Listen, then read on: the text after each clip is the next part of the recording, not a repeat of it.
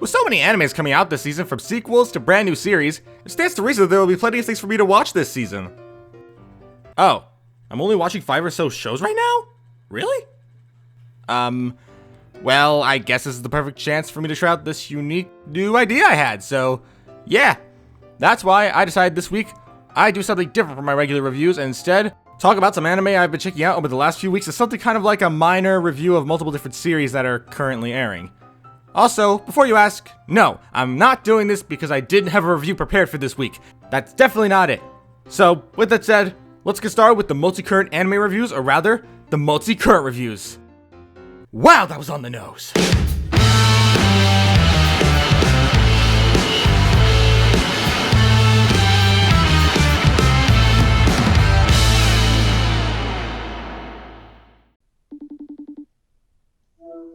Hey, sweetie, it's your mama. I'm calling today to ask you, have you found a boyfriend yet? You're just so lonely in life, and I kinda think you need a boyfriend.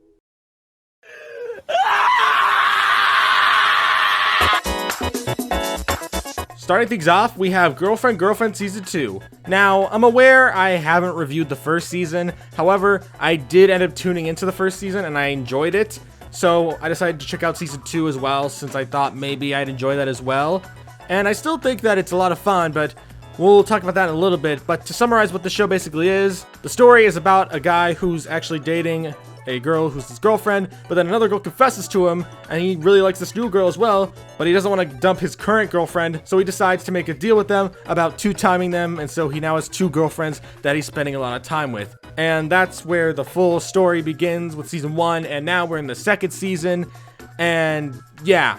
So, starting up Season 2, since we might talk about Season 1 maybe sometime in the future if I ever decide to review this series, but starting up Season 2, I wasn't wrong with how I felt because it was still a lot of fun. It was still very enjoyable. I had a very good time while watching until we got to Episode 3. Since Episode 3, I didn't actually watch it, but from the teaser I saw at the end of Episode 2, it was set to be a festival episode. Now, I don't really talk about this too often, but I'm not really into festival episodes. I've never really liked them that much in rom-coms and stuff like that. And so I just thought, you know what, nah, I'm done. I'm just gonna stop here for now. And so while I might go back to that sometime in the future, I just wasn't interested. So I decided to just stop there and leave things how they were.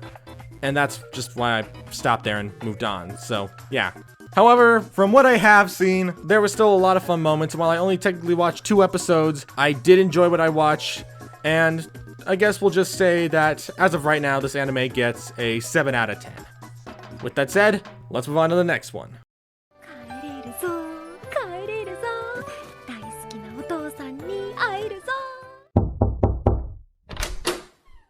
Before you go, do you think you could maybe help with one last small mission real quick? Jeff is kind of being eaten alive by a bunch of bugs and really needs some help.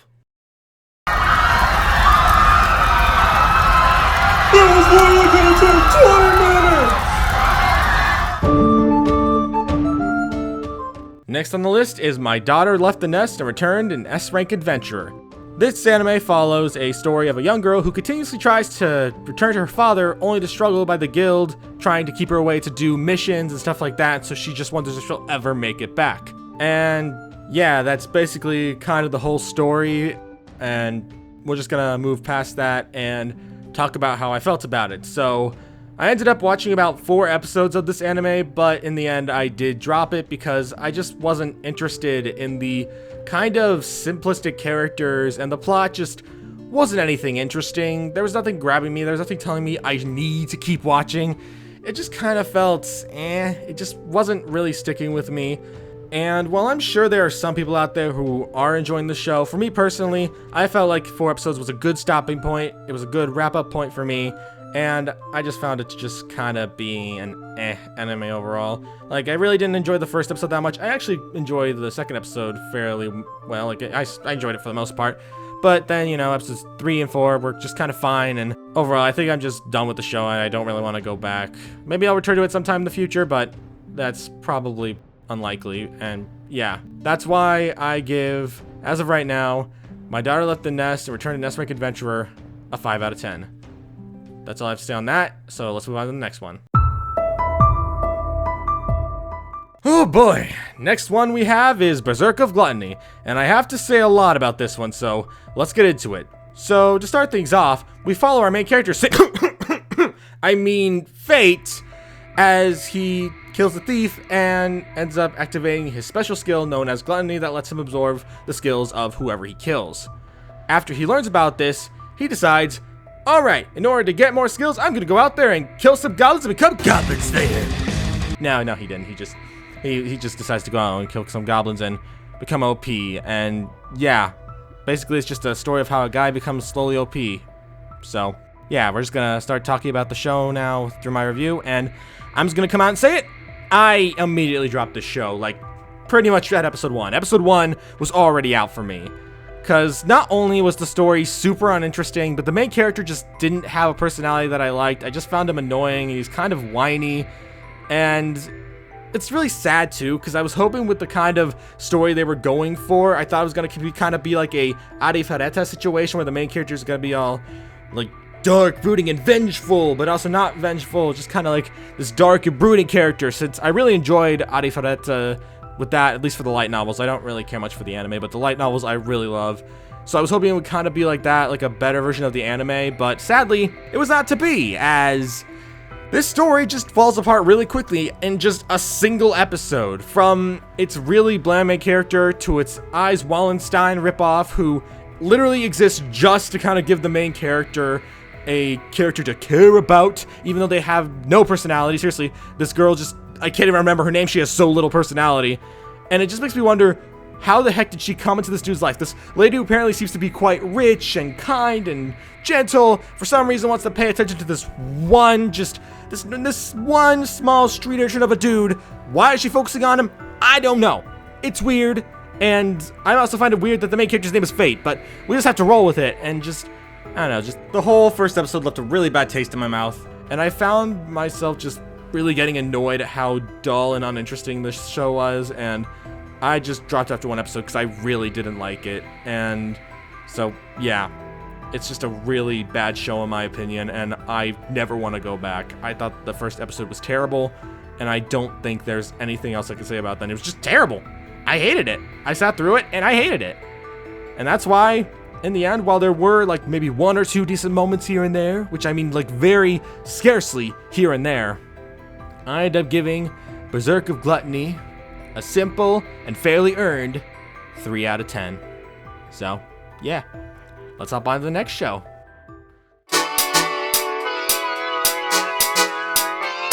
Alright, next one on the list, we got Undead Unluck. Following a girl whose abilities is to give people bad luck through physical contact, she comes across a dude who has like infinite regeneration abilities. Deciding to join forces in order to help the dude who's like immortal find some kind of way to die, or at least I think that's the plot, the two just go on a bunch of different adventures with each other. And yeah, that wasn't an amazing description, but we're just gonna roll with it. So, as of right now, as things stand, I've watched 1 episode of the show, which may not sound like a lot considering how many episodes are out right now. However, from what I have seen of the show, it was actually fairly fun. I wouldn't say it's one of the best things I've ever watched. For one, the pacing at times can be fairly awkward and stiff. Like, I'm talking like, what the heck is going on right now? Because even though I watched the first episode, I thought maybe they were teasing some things for future episodes, but then they're just like wrapped up within that episode. And it's fine overall, but I would be lying if I said it was one of the best anime I have seen so far. However, for a first episode that kind of quickly paces itself, I did enjoy it. There were lots of great moments and I had a lot of laughs. Like, the comedy was very good. And while it would be probably hard for me to stick to it every week, I wouldn't be against watching it all at once, which is why that's probably what I'm gonna end up doing, since the first episode gave me quite an interesting experience and I do want to watch more. So I'll probably end up watching it sometime in the future once all the episodes have released. And yeah, overall, very enjoyable, not perfect, and a bit fast-paced, but still very fun, which is why, even though I've only watched 1 episode, I give it a solid 8 out of 10. If you don't let me go right now, I will send you down to the pits of hell and make you burn for eternity. So let me... Oh no. Alright, moving on to something a bit more generic. We have this fantasy mixed with future show about a bunch of girls falling for this OP Shota main character who's actually a demon lord who reincarnates as a child, who just happens to get all of these girls because I don't know. It just kind of happens like that. That's just how things are in these stories. And while I don't think this show is by far anything unique and definitely has a lot of simplistic and uninteresting pieces to it, there are a few things here and there that I think are genuinely kind of curious and like they're kind of interesting. And so I'm not opposed to trying to finish this show. I wouldn't say it's perfect. In fact, in terms of the overall story so far, I'm not super interested, but I'd be lying if I said it didn't kind of pique my interest, which is why I am planning to probably tune into this sometime in the future and maybe even review it. But yeah, it's definitely nothing too special, but for what it is, I had a decent time with it. Nothing super special, especially since I've only watched 3 episodes so far, so who knows, there could probably be a lot more interesting things going on down the line. But from what I have seen from the 3 episodes I have seen so far, I've been enjoying it. And I wouldn't say it's one of the best things I've ever seen, and it's pretty generic in a lot of ways, but at the same time, I'm not opposed to watching more.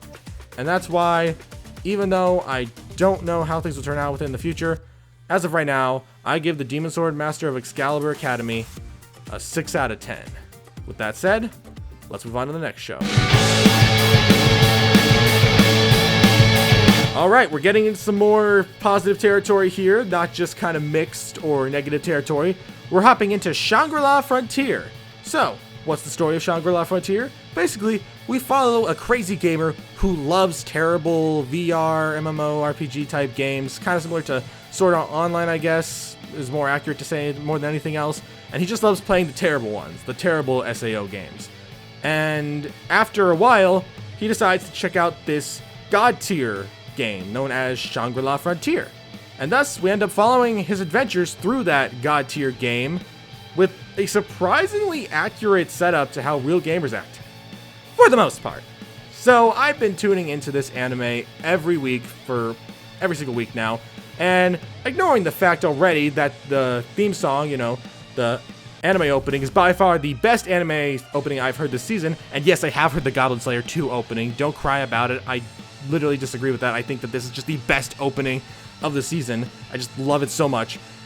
But moving past that, I feel like this anime just does a great job with how it handles the whole way with gaming. Like, when I'm watching this, I feel like I'm actually watching someone play a video game, but with awesome animation and a really fun story. Since more often than not, you have stuff like Sword Art Online or Log Horizons, which usually focus either on all-out action or politics. And while I do like the action one a lot, in fact, SAO is one of the few animes that I think gets way too much hate, as it's overall a pretty solid show, I don't care much for Log Horizon. The politics aren't terrible, but I just never really got into it. However, this show does a great job of kind of mishmashing things together, as it's probably one of the best representations of actual gamers in an anime. You have all kinds of different setups, like screenshots, you have websites explaining details about the game, you have all these other things that go down that you just kind of get into and understand. Like, as someone who plays games, you get into it, you understand it. And I think a lot of that really adds to how much fun Shangri-La Frontier is. The main character is hilarious to watch and how he kind of shares his opinion on everything that's happening with the game. And he even has some really entertaining side characters, some that are fun to watch and others that are just like, oh, I don't know how to feel about these guys yet, but I'm willing to see what they have in store. And I'm really enjoying myself with this anime. I'm tuning in every week, I'm really enjoying, and while it's not perfect, it's a fun anime, and I think it's just so entertaining. And while I do wish that we got a bit more anime, since every single episode kind of ends around the 20-minute mark to 22-minute mark to show off some mini theater type things that are like these small little bits, I really wish we instead just got more anime. Overall though, I still really enjoy a lot of this anime, and I'm absolutely willing to tune in for more since this anime has been a lot of fun, which is why, as of right now, I give Shangri-La Frontier an 8 out of 10. And now, to hop onto the last 2, which are by far the most entertaining ones this season.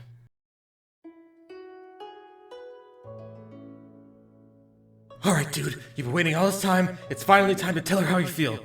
Alright, let's do this!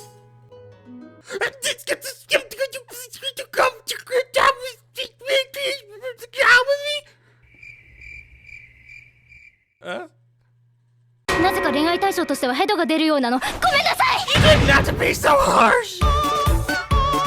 Alright, we've returned to the world of rom-coms with this second to final thing I want to discuss on this list, which is the 100 girlfriends who really, really, really, really, really love you. I probably had one really there. I might have messed up, but I don't care. We're gonna roll with it. So, I'm going to continue to stick with what I've said before and how, similar to Shangri-La Frontier, I think this anime is amazing. In fact, I think it's actually better than Shangri-La Frontier due to just how well handled it is with its comedy, its storytelling, and with its main character, Chad Taro.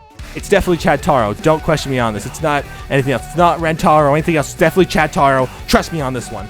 And basically, to kind of summarize how the story goes, Chad Taro ends up asking God if he can maybe find a girlfriend in high school, and that's when God decides to tell him, oh yeah, you're gonna have a girlfriend, 100 of them. Though, whichever ones you don't pick will live a life of loneliness and die. So, because he doesn't want anyone to die, Chad Taro decides to do the only reasonable thing and date them all. Which, you know, makes him way too kind for this world. He's way too nice, and honestly, I just love this anime so much. Just talking about reviewing it now, I genuinely love this anime. The comedy is on point, the characters are fun to watch, the interactions are really wholesome, and while I do think that there are kind of things here and there, like episode 2, which may be very uncomfortable, this whole anime overall just does a great job at keeping me entertained. And honestly, it's just way too freaking wholesome and amazing to watch. You know, it's just like, it's just a lot of fun. I genuinely just enjoy the anime so freaking much. And the comedy is amazing, as I said before. Everything's making me laugh. It does such a great job to keep me entertained. And I want to see more. I love the heck out of this anime, and while there are episodes like episode 2 which just kind of made me uncomfortable, overall I'm still really liking this anime a lot, and I want to see a lot more things to come from this anime, and yeah, that's why I give 100 Girlfriends a 9 out of 10. With that said, let's hop into the final anime I'm tuning into this season.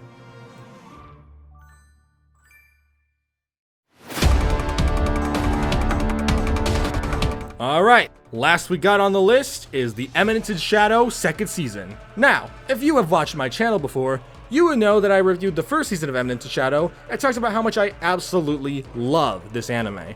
It is one of my all-time favorite animes. The comedy is some of the best comedy I have ever seen, the characters are fun to watch, and the action and everything else is just so freaking good that I can't help but just love this show a lot. And yeah, we are now on the second season now. We, at the time of this recording, are 7 episodes in, and yeah, it's been a lot of fun. But to quickly kind of summarize where we start with this season, basically, after the events of the previous season, we now find ourselves in the Lawless City, where ghouls are running rampant, and as the red moon shines overhead, all we know is the frenzy has begun, and that the moon is red. And now, as we move around everything, we have to wonder, what sorts of dangers await our Chinibyo main character?